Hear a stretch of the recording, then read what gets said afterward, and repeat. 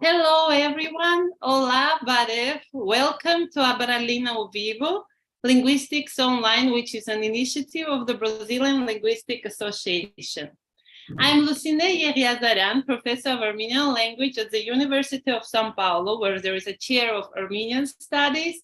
Abralina ao Vivo has a monthly schedule of lectures and panel sessions with distinguished researchers from all over the world and from different fields that investigate the human language. I have the pleasure and the honor to introduce Professor Bert Vaux, who kindly accepted the invitation from Abralina ao Vivo. Bert Vaux is a professor of phonology and morphology at the University of Cambridge and a fellow of King's College, Cambridge. He is primarily interested in phenomena that shed light on the structure and origins of the phonological component of grammar, especially in the realms of psychophonology, historical linguistics, and sociolinguistics. He also works with native speakers to document endangered languages, especially dialects of Armenian, Hebrew, and English. I have to mention that he's widely cited as an expert on Armenian phonology and morphology. I must confess that most of my presentations and talks on Armenian cite Professor Vaux's works. As for example, the Phonology of Armenian, a comprehensive volume of the sound system of two literary forms and number of dialects of Armenian. Today, he's going to talk to us about the development of vowel harmony in Armenian and Turkish. If you have any questions, please send them through the chat on YouTube. Please post questions and comments in English, although languages as Portuguese, Armenian, or even Russian can also be used. Criteria here being our knowledge of the languages. And now please join me to welcome Professor Bert Vaux. Professor. Thank you. That's very kind of you.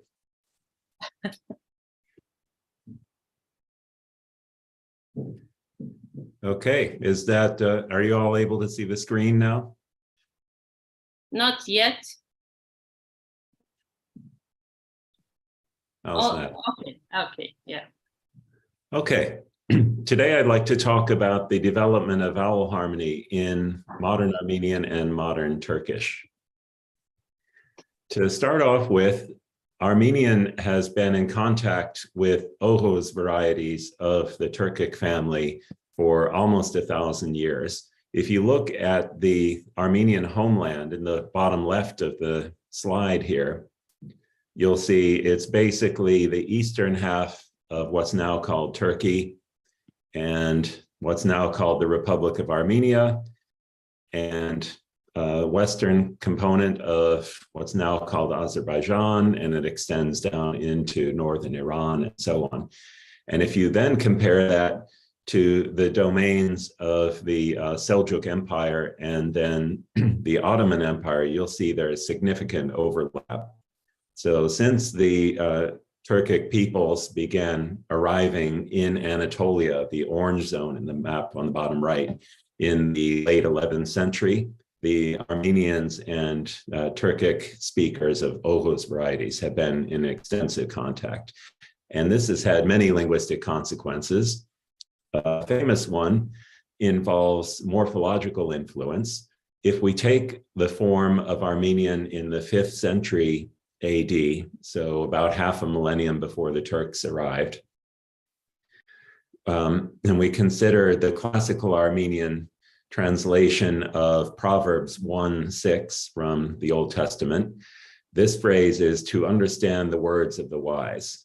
There's charas imas notes, where you have an accusative prefix, the word for word, an accusative plural marker, and then you have the word for wise with a theme vowel and a fused genitive plural marker. This is very Indo-European in its appearance.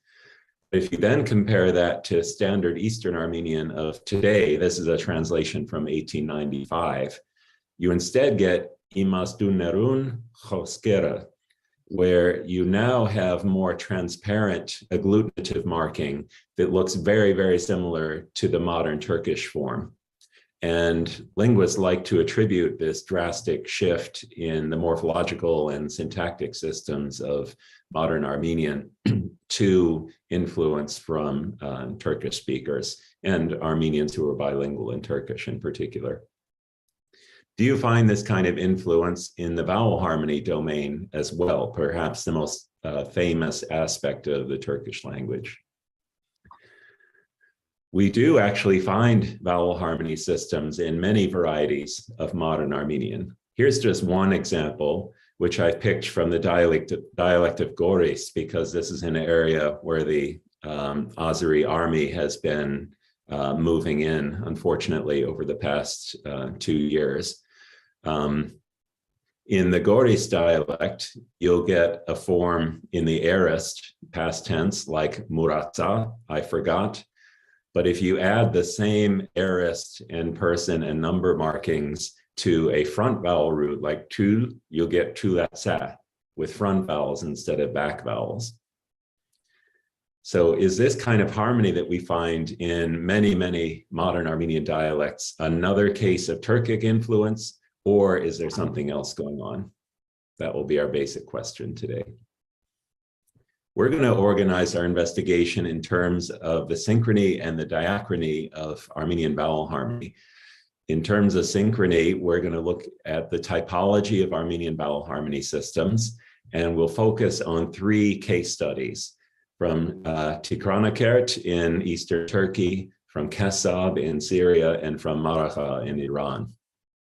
And then we'll look at the diachrony of the system, including when exactly did backness harmony and rounding harmony develop in Armenian and in Turkish? And did any Armenian vowel harmony systems arise without Turkic contact? If they did, that would be a good case against the Turkish influence hypothesis. And finally, were there plausible internal triggers within Armenian for the genesis of Armenian vowel harmony? And what I'm going to propose is that there were a number of factors inside Armenian, including 2 vowel shifts that happened between the 7th century and the about 1,000 years later, which in tandem with some universal cognitive and channel biases that all humans share, provided the necessary preconditions for the development of vowel harmony before the arrival of the Turks in the Armenian homeland in the 11th century. Extensive contact with Turkic vowel harmony systems beginning in the 11th century likely provided the final push over the probabilistic threshold for Armenian learners to phonologize vowel harmony systems, albeit in strikingly different ways than we find in Turkic. When I say Turkic rather than Turkish, that's designed to include Azeri varieties, which are also intimately involved with Armenian varieties, in case you were wondering. Next, following Cem Keskin, the development of vowel harmony in Armenian and Turkic may have been a symbiotic process rather than one where Turkish and Azeri developed harmony and then Armenian copied it from them in some form. The Armenian and Azeri and Turkish seem to have developed harmony in parallel. And finally, modern Turkish vowel harmony was not actually in place until the 18th century. And the same may be true for the Armenian harmony systems, though in the latter case, the evidence is too scanty for us to be sure. Okay, let's start with the synchrony of Armenian vowel harmony. There are 3 domains of vowel harmony in Armenian dialects: the root, the root plus epenthetic vowels, or just epenthetic vowels, depending on the system. And finally, the prosodic word.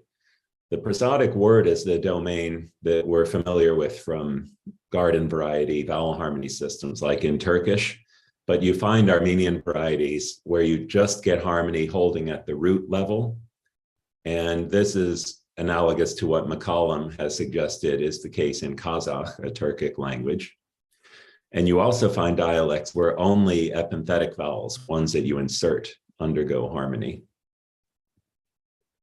Here's a map of the dialects that we know for sure show prosodic word harmony. So that's the mainstream familiar kind of vowel harmony. I think there are going to be many more dialects than these. These are just the ones I've worked on where I know for sure that they have a prosodic word harmony system. So in the bottom left of the map on the Mediterranean coast in Syria, you see Kesab. Up in Cilicia in south central Turkey, you see Zeytun. And then moving east in southeast Turkey, you see Diachronic. And then around Lake Urmia in northwest Iran, you have Khoy and Urmia and Maragha. Salmast in that area also had a harmony system, but it's not as well documented, so I haven't put it here. And then in the northeast corner of the map, which is in Nakhichevan and Karabakh and southern Armenia and so on, you get many harmony systems in the area of Nagorno-Karabakh or Artsakh, in Aglis, Karchevan, Merkri, etc. Typologically speaking, if we view the harmony systems we find in Armenian dialects in terms of that three-way partition that I mentioned before, many dialects show root harmony. There are about 50 or 60 of these that are mentioned by Jahukyan in his 1972 book on Armenian dialects. Here I've included the most clear-cut, reliable cases of that type. Agulis, Aresh in northern Azerbaijan, Goris in southern Armenia, Karabakh, and so on. Prosodic word level harmony systems I showed you on the previous map. These are much like with the root harmony systems, mainly only for the feature back, not for round as we're familiar with from modern Turkish. The one exception is you do find prosodic word level harmony for rounding in Maragha on the southeast side of Lake Urmia in Iran.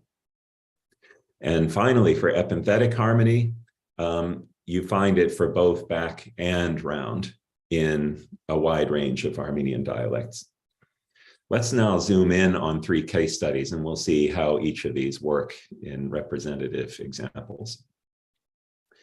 Beginning with Diachronic in Turkey, Armenians associate the ancient capital of Tigran in the Roman period with what's now called the city of Diyarbakir.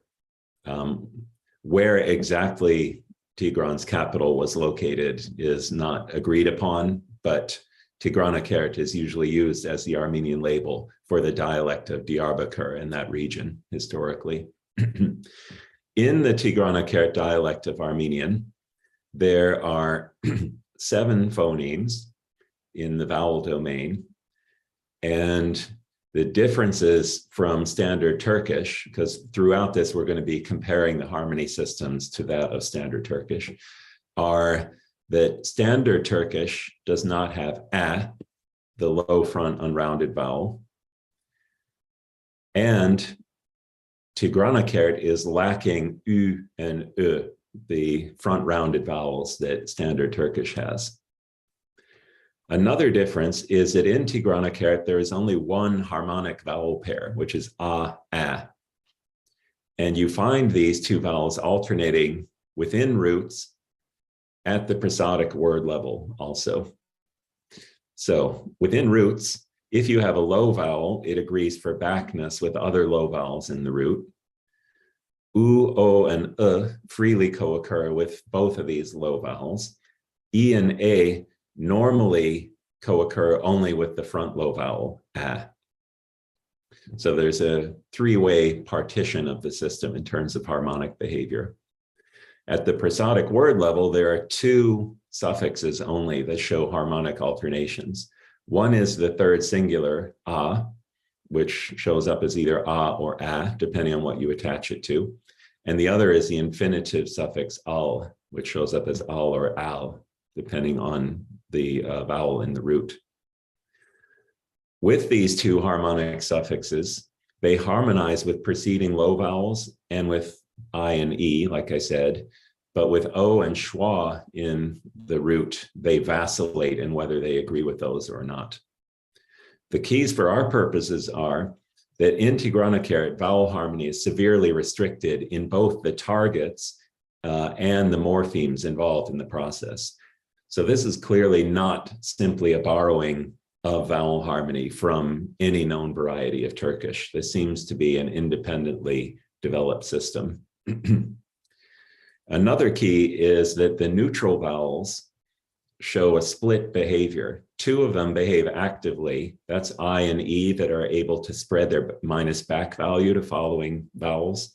And two of them are inert, namely U and O. And this split in the behavior of neutral vowels is unexpected in comparison to Turkish and other Turkic languages. Okay, let's move on to case study number 2, Kesab in Syria on the Mediterranean coast. Their vowel phoneme inventory is slightly larger and a bit different looking than your average Turkic language. So they have I, E, A. U is said by Cholakian, the main person who has worked on this dialect, to be in free variation with U, except in a few lexical items where you have phonemic contrast between U and U. Then you also have A, U, and O. And then diphthongs ye, wo, and woi. Phonetically, they have many, many more vowels than this, but this is just the phonemes that can be shown to be phonemically contrastive. In terms of harmonic pairs in Kesab, there are 4 archiphonemes, as it were. There's a capital I, which shows up as either I or depending on whether you attach it to, roughly speaking, a plus back root or a minus back root. So from tachtrok, if you add on the plural capital I and capital A, you'll get tachkina. But if you add it to kurok for a cult, you get kurkana.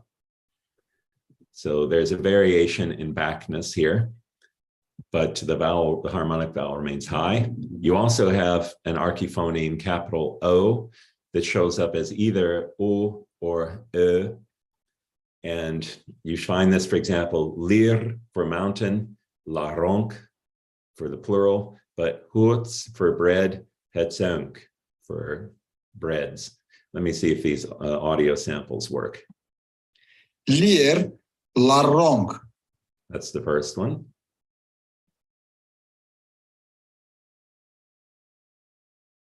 Huts, hetsenk. So one of the surface forms of this capital O is front and one is back again, but both are mid-rounded. Then for capital U, you get alternations between high back rounded U and high front rounded U. So from the root gart for read, you get gartum, but from imn to know, you get imnum. And then the fourth kind of archiphoneme you get is capital A, which alternates on the surface between A and A. So again, with the root gart for read, you get gartak, which is you plural subjunctive will read or may read. And from im, you get imnak. So there are 4 alternating sets, which again is quite different from what you find in Turkish. It's also different from Turkish and Kesab in only showing backness alternations. And you can have an archiphoneme O.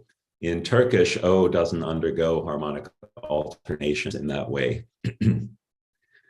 Also, it's interesting that in Kesab, vowel harmony interacts with other phonological processes in the language. So for example, with tachtrok, the deletion of the back vowel wo has to precede the application of vowel harmony in order for the minus back feature of the a in the root to be able, to be able to spread to the I of the suffix. Whereas in a form like teb for bush, their vowel harmony has to precede vowel reduction in order to get the desired result. So there are key ordering interactions of a sort that you don't find in standard Turkish. Okay, our final case study comes from Maragha in northwest Iran. They have 3 sets of vowel phonemes, according to Ajarian, who wrote a grammar of this dialect in 1926, when it was still alive and spoken in that area. There was a light set of vowels, in other words, minus back ones in modern terms. So a, e, I, u. A heavy set, in other words, plus back ones in modern terms, a, o, u. And a mixed set that have both a plus and a minus back component. This includes ui, we, o, and oi.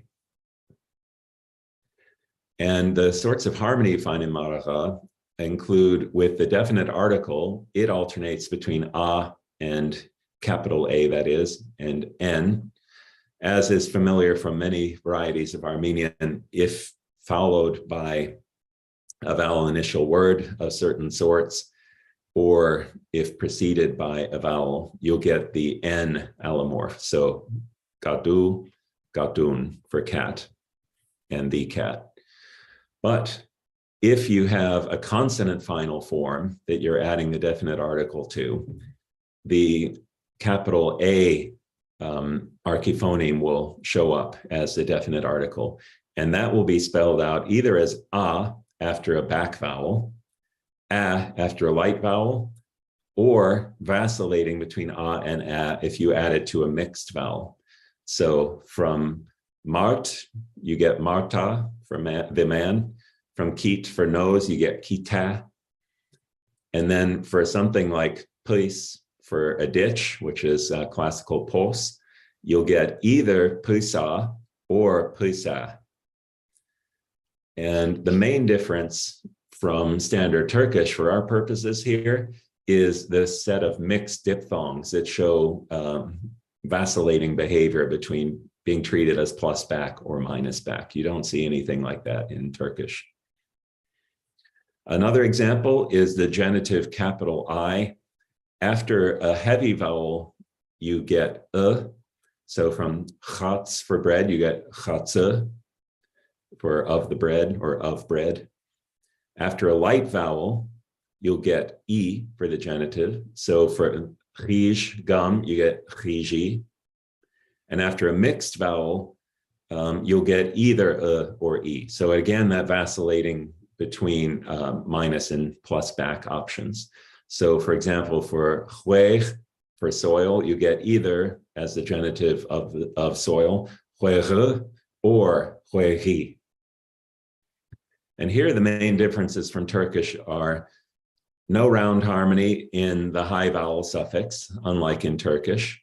So you can see, for example, in goloch for head, you get goloche for the genitive, not golochu, as you might expect in Turkish. So there's no spreading of rounding there to the capital I suffix. Secondly, there's prosodic conditioning of harmony. When you have the capital I in a closed syllable, it doesn't undergo harmony. And that's an effect you don't find in standard Turkish. And then again, this vacillation with mixed vowels is something very alien to standard Turkish. Okay. Finally, in Maragha, you find the epenthetic harmony that I mentioned earlier. For example, with the first singular possessive suffix s, after a vowel final form, you'll just get s. So gatu for cat, gatus, my cat. After a heavy or plus back vowel, you'll either get schwa or schwa alternating with u. So chatz, you'll always get chatzes according to Ajarian. But for something like ucht, meaning a pact, you'll get uchtes. But mum, also containing a u, candle, you get mumus. But with koltuch, for wing, you get kolturus with a u instead of a schwa. After light vowel roots, you'll get either E or U, depending on if the root vowel is rounded or not. And after roots containing I, you get either I or as the vowel in the possessive. And here the main difference from Turkish for our purposes is that rounding spreads variably from U. That's not an effect you find in Turkish. And it doesn't spread from O, again, unlike what you find in Turkish. And then the behavior of I is completely alien to Turkish or any Turkic language. So to summarize a comparison of Armenian and Turkish vowel harmony, there are similarities. So the harmonic features involved are almost always back and round in both Armenian varieties and in Turkish and Turkic languages. Dorsal consonants K and G and also L can interfere in harmony. So for example, in the Agulis or Zok dialect of Armenian, with giluh for head, if you add on the definite article N, you get giluhu, where the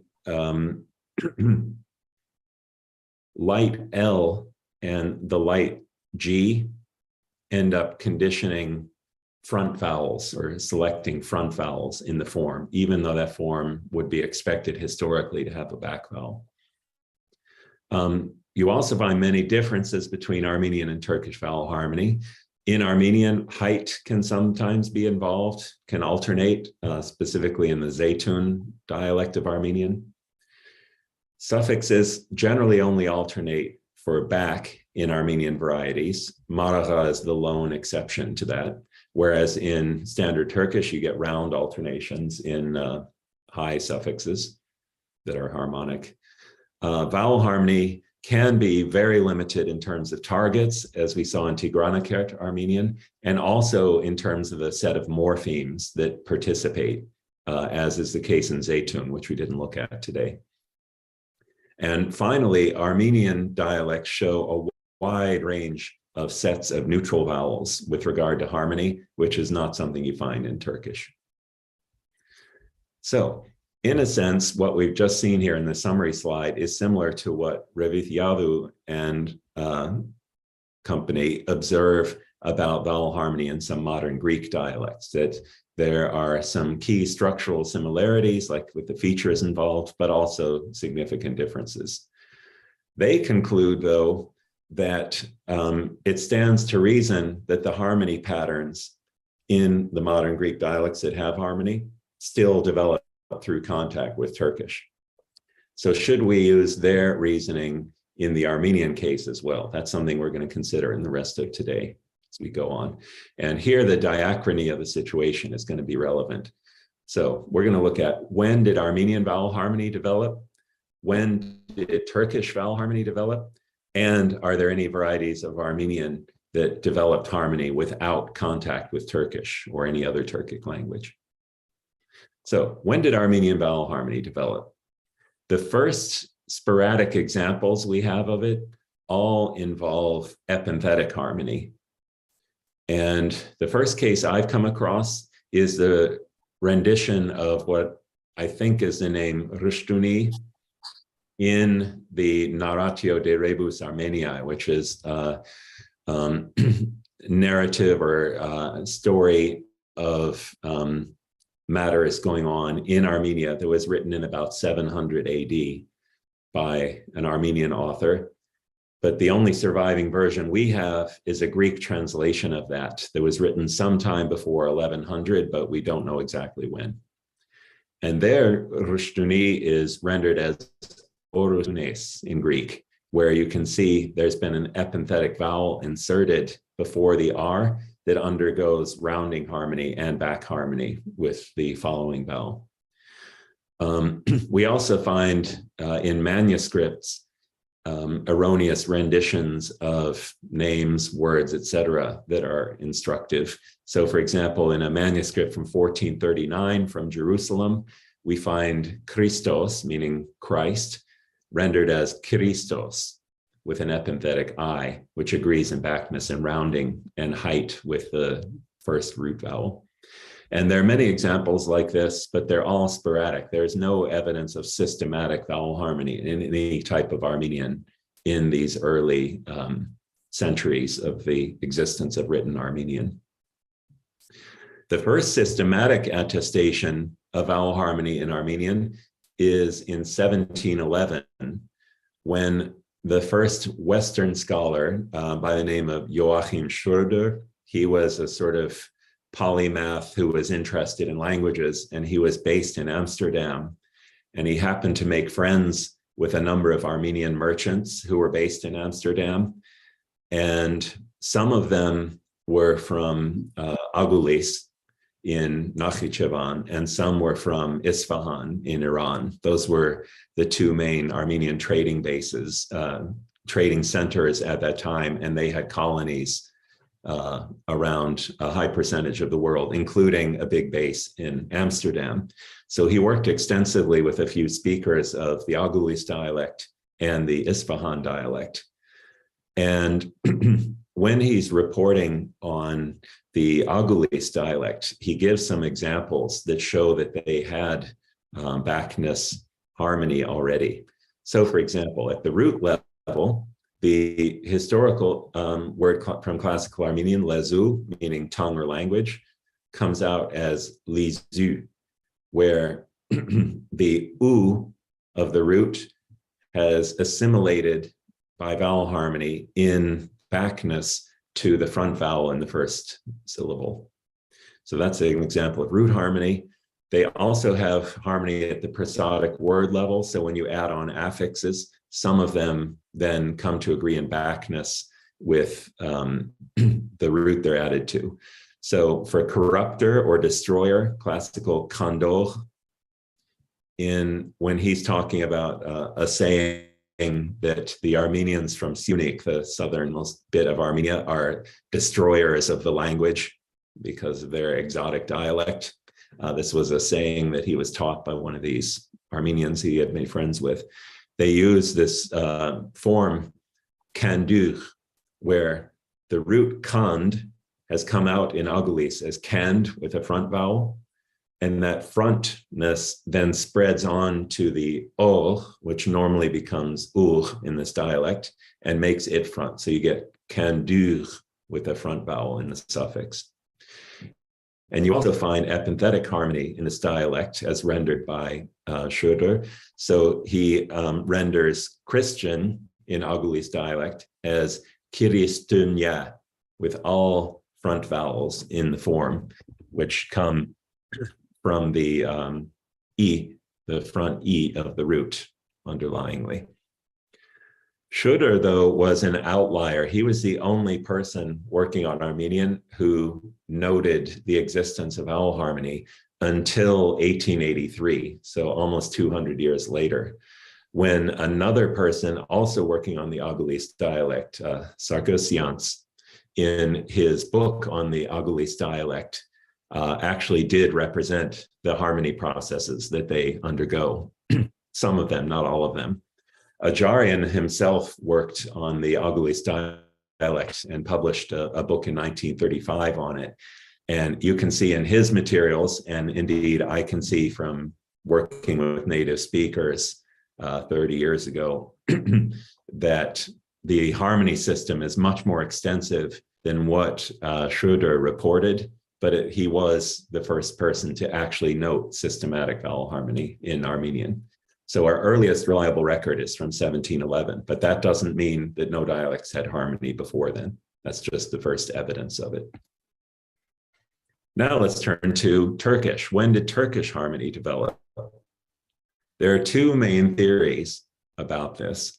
One is, and this is the one I was taught in graduate school, Proto-Turk, the answer of Turkish and Azeri and Kazakh and so on, had vowel harmony, and all Turkic languages preserve this, except for Uzbek, which in some of its varieties has lost vowel harmony. So this is a take on Turkic harmony that you see very commonly in the literature. The second theory, in response to my question on this slide, is that Proto-Southwest or Oghuz Turkic, So this is the ancestor of Turkish, Azeri, Gagos, and so on, possessed limited back harmony at most, and no round harmony. These processes of back harmony and round harmony gradually spread through the inventory of affixes in the language over the centuries. And they eventually neared completion, getting close to the modern Turkish system by the 18th century. In other words, put briefly, modern Turkish vowel harmony only developed gradually, one morpheme at a time, it seems, and only took something like its current form in the 18th century, not all that long ago.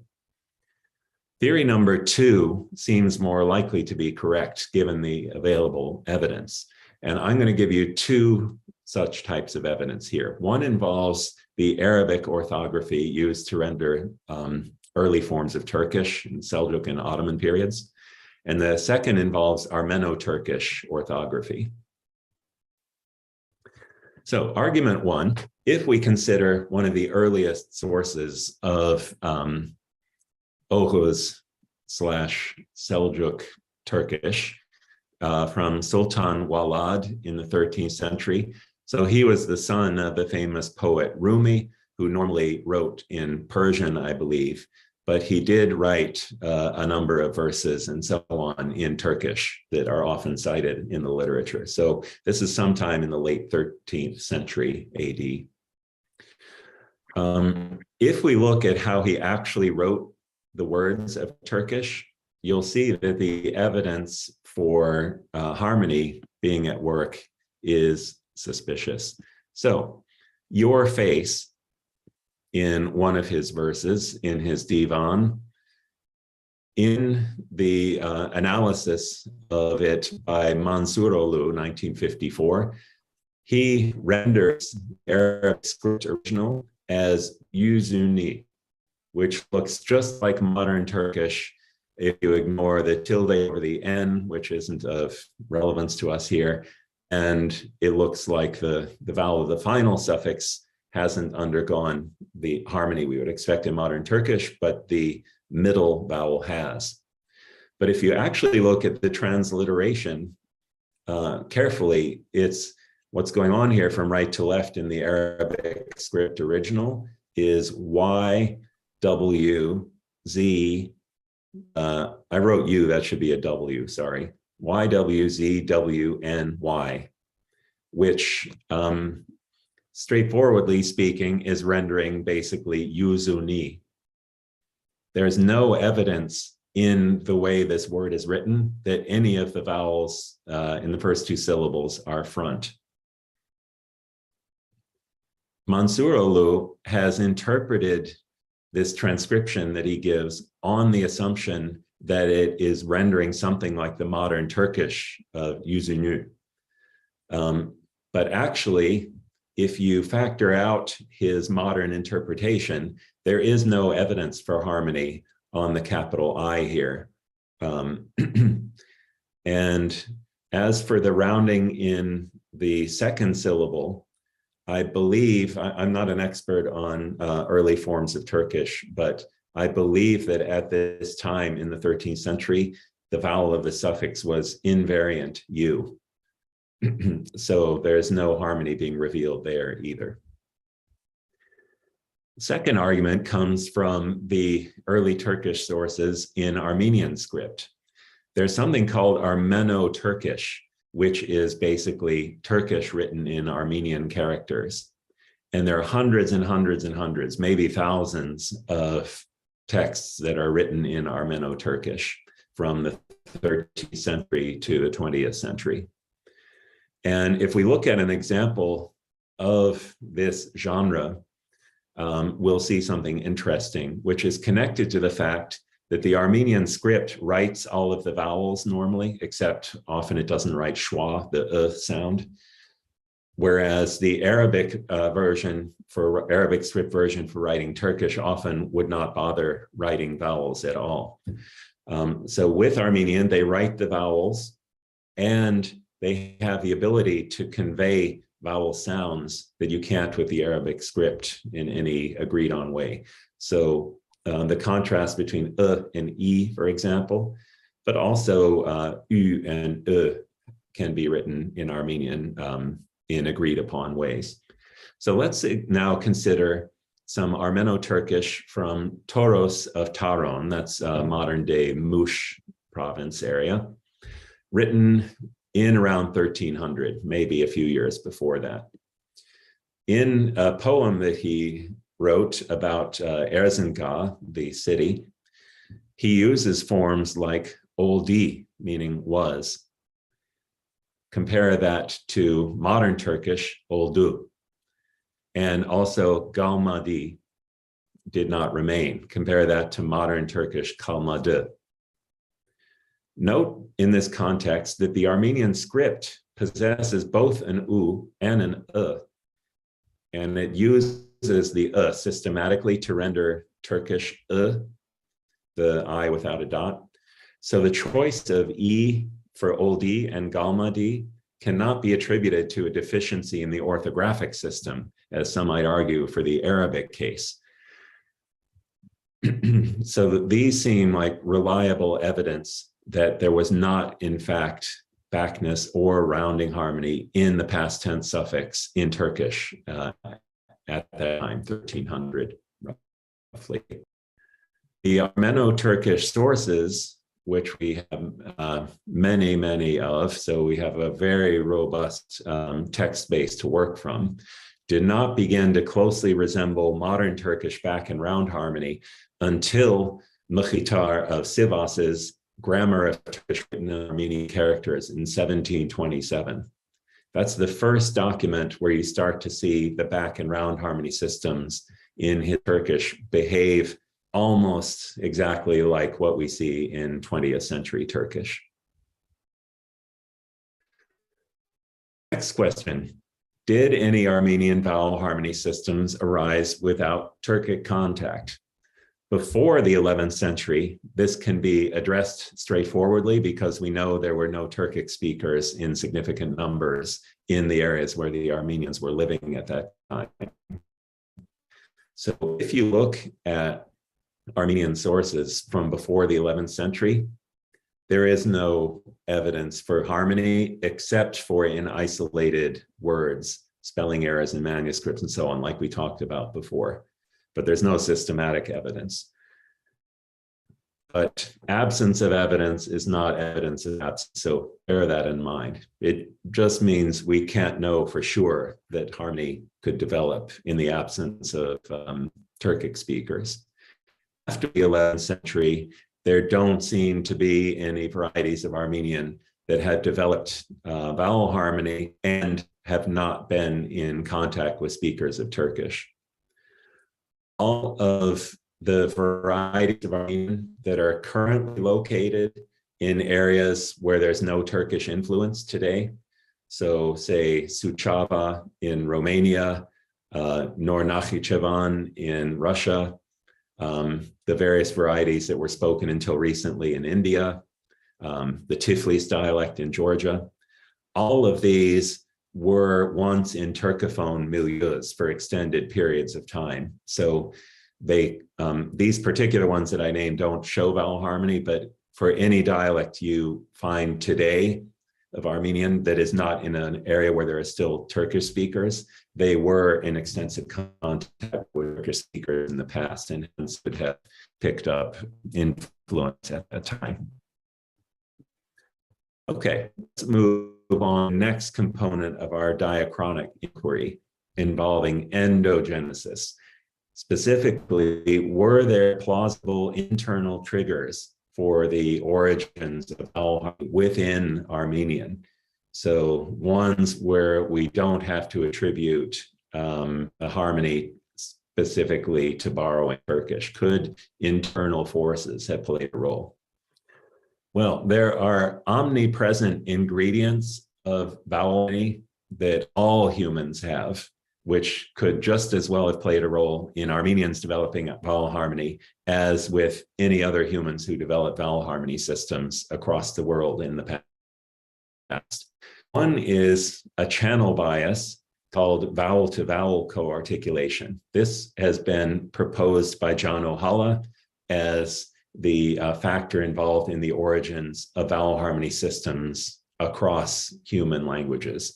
That there is this tendency to co-articulate from one vowel to the next or from one vowel to a previous vowel. And this phonetic kind of near universal, he suggests, is the origin of phonological harmony systems.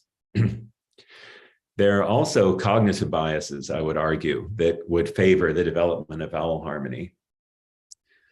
First of all, many human children spontaneously develop vowel harmony systems when learning whatever language they're exposed to. This has been found, for example, with kids learning Greek, and this is sort of standard Greek, not dialects of Greek that have vowel harmony. It's been documented for kids learning Hebrew, which is not a language with vowel harmony, and so on. So clearly there is a cognitive bias that makes available to children learning their first language the possibility that their language has vowel harmony, even if the adult system they're exposed to is not showing phonological vowel harmony. And that cognitive bias could have played a role in the initial development of harmony in Armenian varieties as well. The role of weak underspecified vowels and agree, I'm not going to talk about now for time reasons. Let's now consider another element that could have played a role in the development of vowel harmony in Armenian. This has been suggested by Elizabeth Hopkins in her dissertation this past year. In Armenian, originally, you had a vowel system E, A, A, O, U, ignoring diphthongs, and then you had an epenthetic schwa on top of that we're not going to worry about right now. But sometime between the 7th and 11th centuries AD, we think, this process called Ajarian's law developed, which created a new set of front vowels that hadn't existed in the language before then. So A, E, and U were added to the dialects that underwent Ajarian's law. And this created a root level opposition, or an opposition within roots, between roots with A and ones with A, roots with O, roots with E, roots with U, roots with U. And ultimately, many of these dialects phonologized the backness opposition between these two sets. Here I've given you a map of the best known dialects that developed Ajarian's law. There are actually more farther west than this people tend to talk about. So in the area around Lake Van and Lake Urmia, the Armenian dialects developed Ajarian's law, and then in the south of Armenia and in Karabakh, and then a few other bits of Armenia. And what happened was there was originally an opposition in voicing in stops. So B versus P, D versus T, G versus K.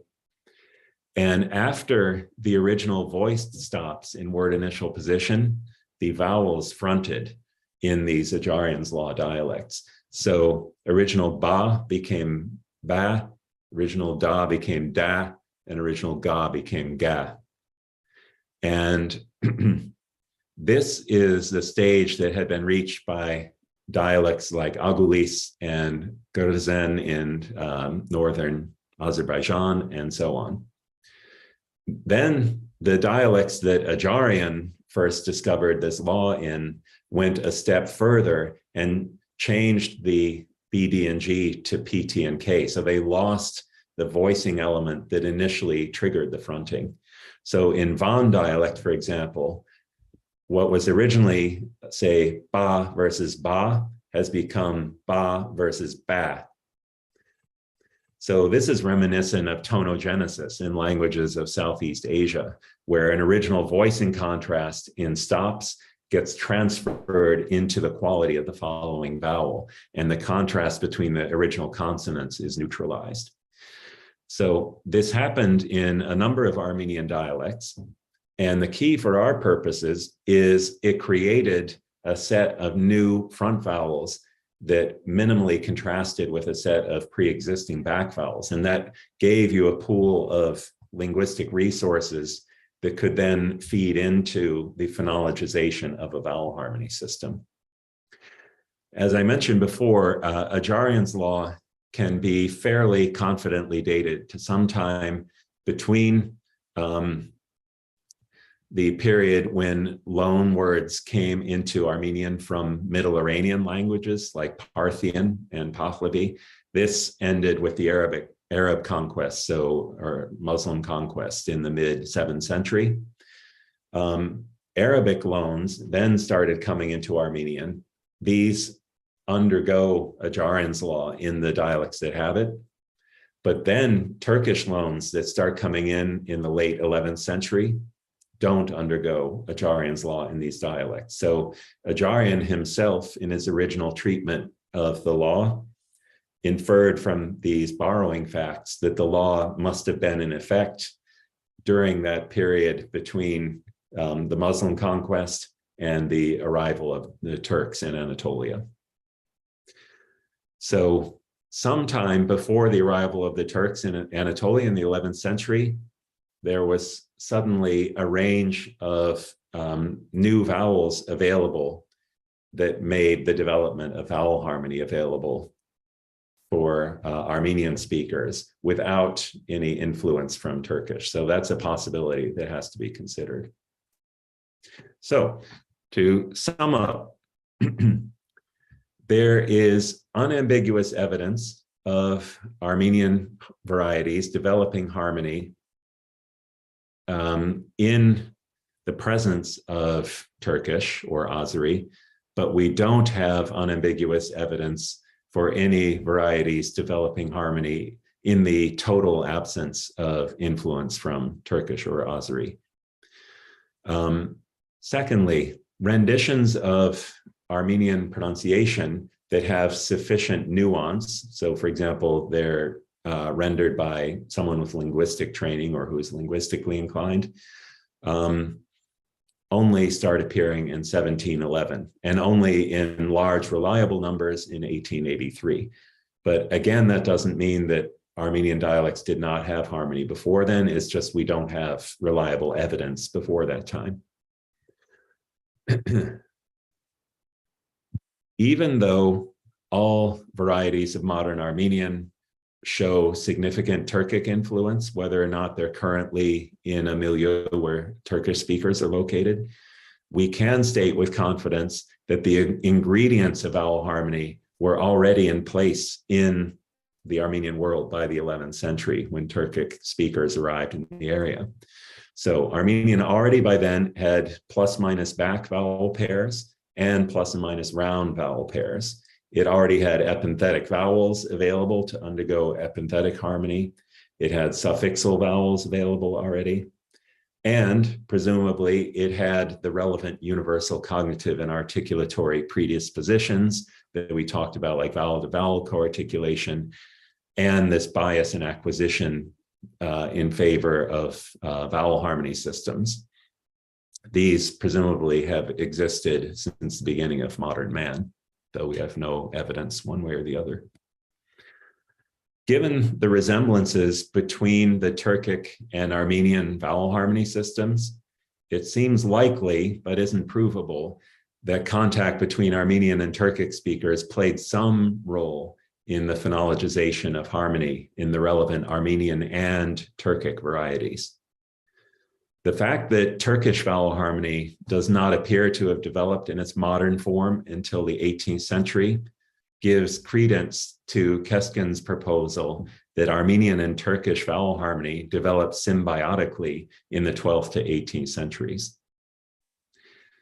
And this did not involve simple borrowing of a harmony rule from Turkish into Armenian. I'm sorry, I switched them on the slide there. Armenian varieties harmonized their lexicons in a variety of ways, as we saw with our 3 case studies, and they created a range of harmonic rules and representations that were quite different from what we find in the Turkish and Azeri varieties of the region. Thank you.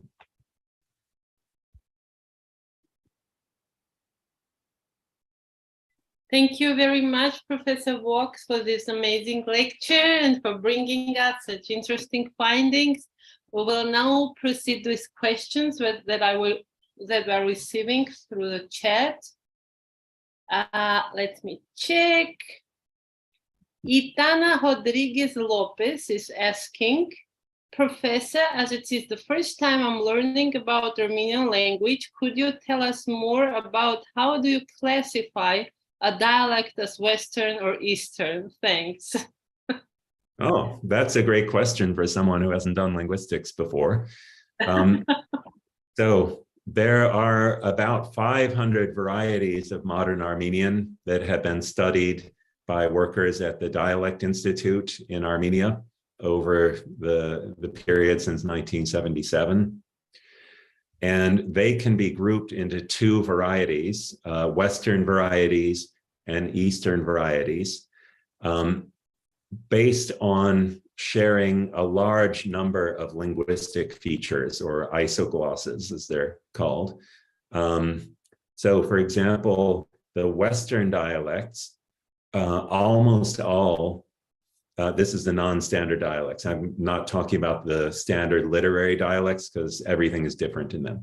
The Western dialects have borrowed their numbers for 70, 80, and 90 from Turkish, but the Eastern dialects don't do that. The Western dialects normally have some form of havgit for egg, and the Eastern dialects normally have some form of zu. The list goes on. There are hundreds of these features that very nicely separate all the Western dialects from all the Eastern dialects. And the reason that this division is so clear, which is often not the case with dialect patterns in human societies in general, is that for a long period, the Western Armenians were under the control of one empire, first the Byzantine Empire and then the Ottoman Empire. And the Eastern Armenian dialects were under the control of two other empires, the Russian Empire and the Persian Empire.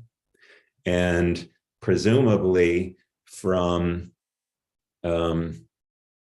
being in the same cultural and political setting, such as living all in the Persian Empire, there was exchange culturally, including linguistically, within the networks inside that empire that was not possible to the same extent over the political boundary into the neighboring empires. Armenians are famous for having been merchants, very successful merchants for the last 1,000 years or so. So they were crossing over these borders all the time, the individual merchants. But if you're talking about the villagers who were the ones that, you know, develop and pass on these dialects in large part, they, like your average humans over time, were more sedentary than that. And that presumably enabled this division into coherent groupings. Speaking more superficially in terms of Eastern and Western varieties, where Classical Armenian had a PT or a K, Eastern Armenian, and now I'm actually talking about Standard Eastern Armenian, has PT and K still. But your average Western dialect changed those into BDG. So say you have 10, which in Classical Armenian was Dasan, T-A-S-N. In Eastern varieties, you'll still get Das or Dasa or something like that with a T at the beginning. But in Western varieties, you'll typically get something with a D, Das, Dasa, Das, things like that. So that's a very quick intro to the East and West and how you can tell them apart. Okay, thank you very much. One more question from Laís Becorni, who is asking, Professor, in Brazilian Portuguese, there is a very frequent vowel harmony rule, which consists of the optional raising of the pretonic E and O vowels to E and U, respectively. Is there a high vowel in the following, if there is a high vowel in the following syllable, is there a specific pair which is under the rule in Armenian Turkish as well? Is there a specific pair which what? Which is under the rule in Armenian and Turkish as well. Well, what you're describing, I have come across before in Brazilian Portuguese, and it's reminiscent of some metaphony effects that you find in other Romance languages, especially in Italy.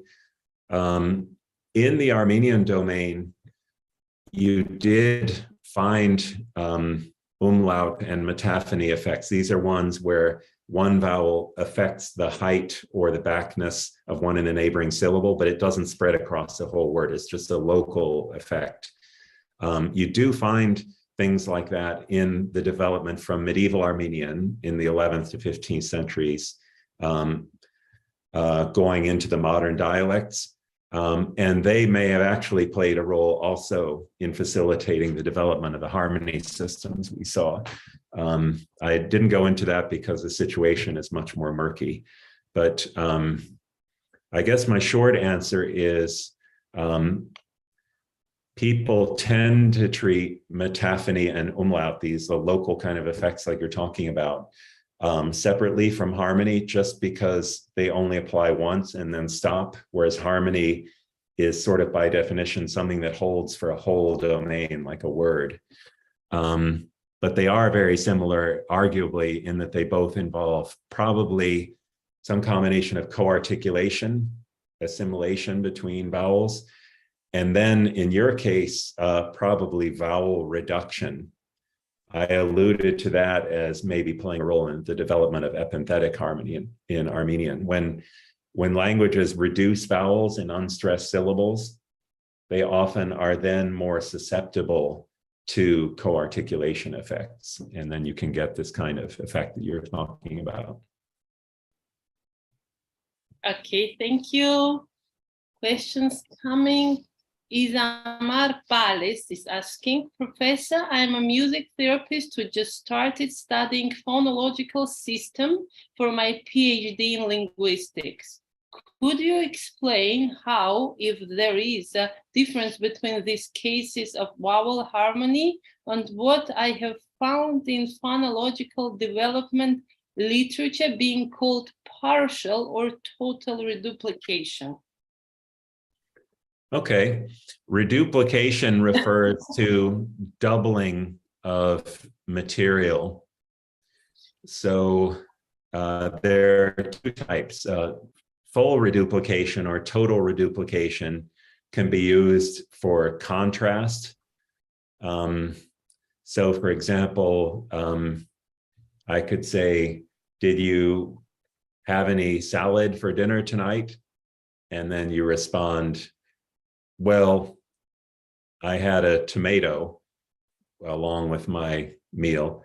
And then I could say, no, a salad, not a tomato, where you're doubling the form to illustrate a particular kind of pragmatic contrast. You can also get languages that do full reduplication to convey an iconic form such as doubling, so making something plural.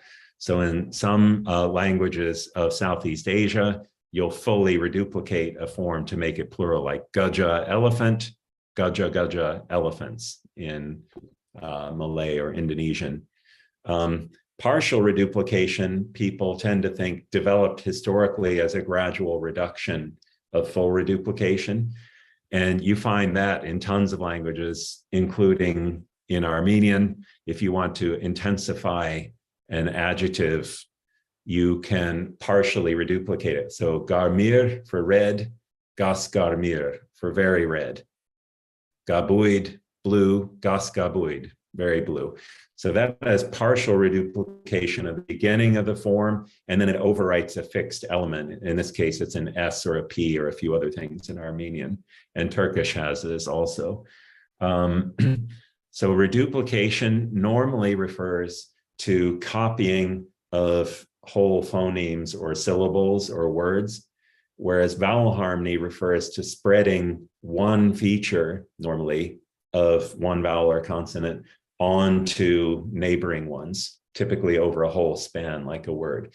So the They arguably are the same in terms of involving copying, depending on your theory, but one is overt doubling of whole phonemes or strings of phonemes, where the other is harmony is just normally spreading one feature, like back or round. Okay, thank you. One more question from Felipe Oliveira. Do Armenian and Turkish share similar prosodic systems? Does stress play any role in the vowel harmony they share when you talk about the prosodic word context? Okay. For the prosodic word domain for Armenian harmony is conventional words plus clitics. You can debate whether clitics are included in the prosodic word or they're in a higher category with a clitic group or something, but I think prosodic word would be a fairly safe categorization. Turkish and Armenian share the same basic stress system, which is in the Western varieties of Armenian and also in a lot of the Eastern varieties, they stress the rightmost full vowel in the word, which is the same in Turkish with a few idiosyncratic exceptions. There's also a bunch of Armenian dialects that have penultimate, they stress the penultimate full vowel, like in Karabakh, they do that, for example. But if you're asking something more sophisticated about the intonational systems and how syntax maps on to prosody and so on, I'm afraid I'm no good at that area, so I can't give you a sophisticated answer beyond what I just said. Okay, thank you very much. I have a question, Professor. You mentioned about this difference between Western and Eastern dialects, and we know that there are plenty of dialects of Armenian. My question is there any study that measures to which extent dialects suffer this influence from Turkic languages? Is it that clear-cut difference between the ones exposed to Turkic languages and those of Eastern Armenian less exposed do not show it? Or, well, you said it was a symbiotic process, right? But just to understand if there is any study that measures the extent of influence that the dialect suffered. If there has been, I haven't seen it. There are studies of Turkish influence on Armenian and Armenian influence on Turkish, but they don't have this numerical slant that you mentioned. That should be possible to do in a sort of lexico-statistic way. But if it has been done, say in someone's dissertation in Yerevan, I haven't seen it or heard of it. It'd be a good topic to work on, in fact. And, you know, it's also interesting to consider the role of Azeri influence versus Turkish, because if you're in Southeast Turkey, for example, both of those will be in play together with Armenian and Kurdish and so on. But people tend not to tease those apart when working on Armenian. You mentioned also, my next question was exactly the existence of any traces of that backward influence from Armenian to Turkic languages. Is this possible? Yeah. Any phenomena that you registered, empirical data? So it is possible that in the vowel harmony case, there was influence from Armenian on Turkish. That we can't establish that given what we currently have available to us. But in terms of lexical borrowing, you can establish that there has been influence in both directions. So Ajarian, if I remember correctly, he wrote a whole book on Turkish loans in Armenian, but I think he also did some work in his history of the Armenian language and elsewhere on Armenian loans into Turkish. And Robert Dankoff, professor at Chicago, who works on Ottoman Turkish, wrote a whole book on Armenian loans in Turkish that is really good. One of many, many examples would be miruk, the word for old man, or a word for old man, from Armenian moruk, meaning a beard. Yeah. I don't know if I don't know if Turkish speakers today know that word, but you can definitely find it in dictionaries of Turkish. And one more question, as I teach Armenian at São Paulo University, and the first question that everyone asks, because of the fact that Armenia has been a part of the Soviet Union and this Russian Empire, everyone constantly asking if there is a Russian influence on Armenian language. And in speaking of this vowel harmony, is there any influence, possible traces, or the period is too short to have a diachronic research on it? Any influence of Russian or Slavonic languages? There has definitely been lexical influence from Russian in the varieties spoken in the former Russian and Soviet empires. Vowel harmony, as far as I can think of, doesn't come into the equation because Slavic languages don't have vowel harmony, and Russian varieties in Armenia, for example, don't have vowel harmony as a result of coming into contact with Armenian ones that do. But in terms of Russian influence, when I lived in Armenia in the Soviet period, there were tons of words borrowed from Russian, but also expressions calqued from Russian, where like, gnatsink, let's go. From, what is it in Russian? Pashli or something like that? Pashli. Yeah.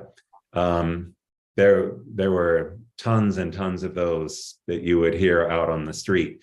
I would guess that a high percentage of those, they probably didn't make their way into the standard literary variety. But definitely in the spoken varieties, there was a lot of Russian influence. How that has changed since the Soviet Union fell apart and the Russian schools lost their prestige in Armenia and so on, I don't know, because I haven't lived there since then. You may well know better than I do. Yeah, they're trying now to put in use new names, substituting all the lexical borrowings from Armenian, some of which are going okay, others are rejected. So it's like a process. A process of recovering lexical items, creating, coining. And so mostly we can presume that the influence of Russian was in lexical field. That's where you can clearly see it. There probably were syntactic influences as well. I don't work on syntax, so I don't know the literature in that area, but I wouldn't be surprised at all if you found Russian syntactic influence. Morphologically, I can't think of any, like endings borrowed from Russian, for example, but that's not an area of expertise for me. You may well, again, have more insider knowledge than I do there.